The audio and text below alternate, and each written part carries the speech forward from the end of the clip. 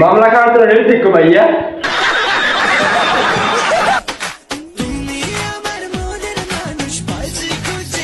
মনের মানুষ পাইছে বুঝিয়া বিকেলের পর দেখা হবে হাইকোর্টে গিয়া।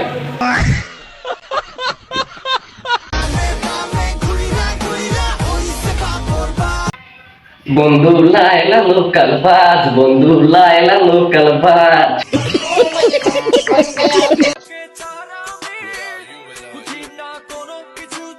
বুঝবেন তখনই যখন ধর্ষণ মামলা খাবেন। সঠিক বলেছেন।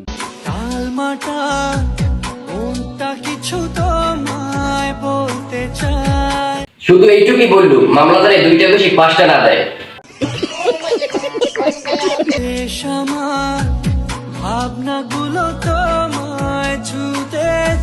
সেটা দেখলেই বোঝা যায় তুমি যে লায়লা খালাম্মার ছেলে।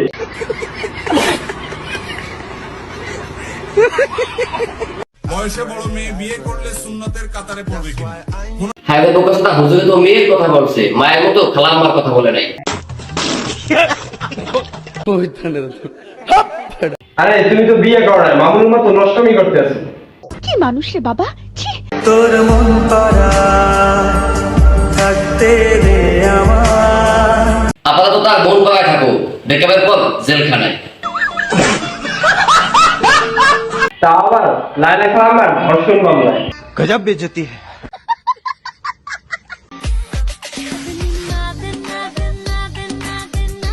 চিন্তা করা যায় এই খালাম্মা এই বয়সে যৌবনে ঠেলা মারে।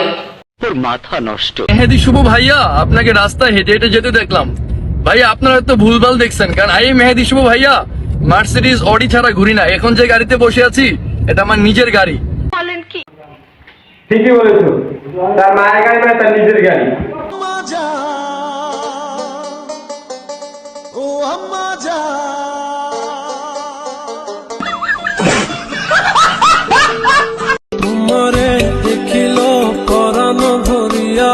আপাতত দেখা করো মন ভরিয়া, আশা করি এরপর দেখা হবে জেলখানায় গিয়া।